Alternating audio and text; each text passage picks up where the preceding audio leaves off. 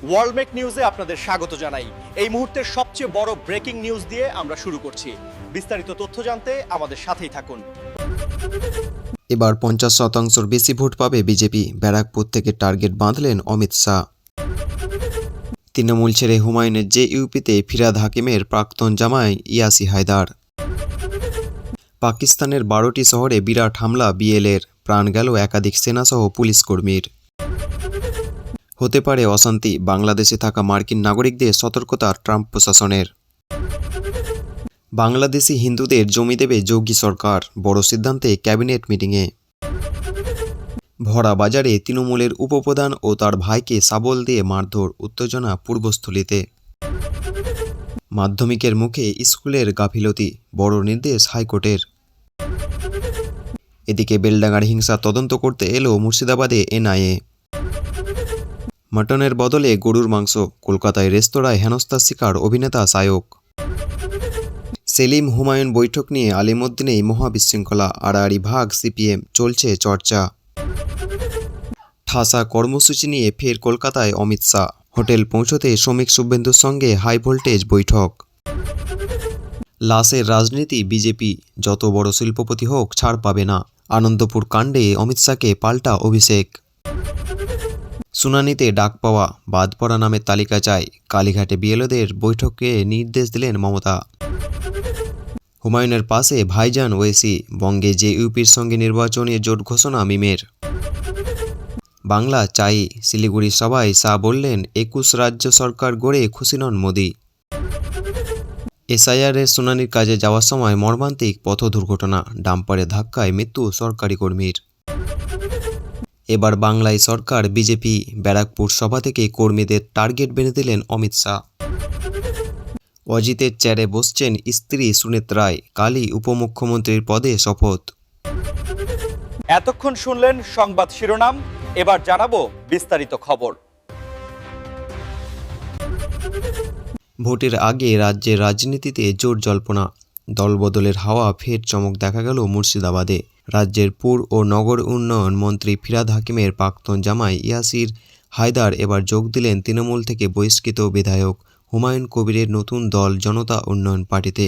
শনিবার রেজিনগরে আয়োজিত এক সভায় হুমায়ুনের হাত থেকে দলীয় পতাকা নিয়ে আনুষ্ঠানিকভাবে দলে নাম লেখান ইয়াসির।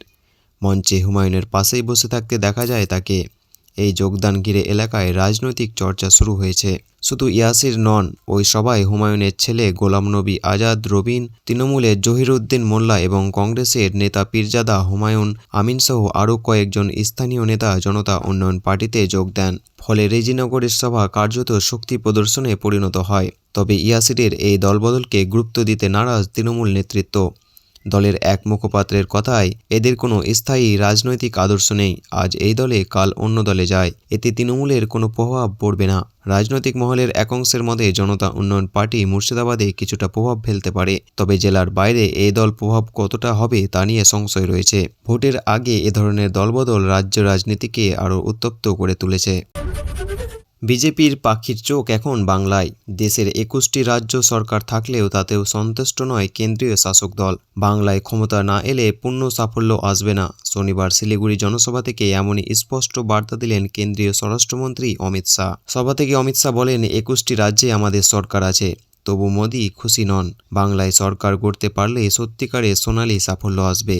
একই সঙ্গে তার দাবি, 2026-এর বিধানসভা নির্বাচনে মমতা বন্দ্যোপাধ্যায়ের সরকার বিদায় নিশ্চিত। দীর্ঘদিন ধরে সোনার বাংলা গড়ার স্লোগান তুলে এ রাজ্যে শক্তি বাড়ানোর চেষ্টা চালাচ্ছে বিজেপি।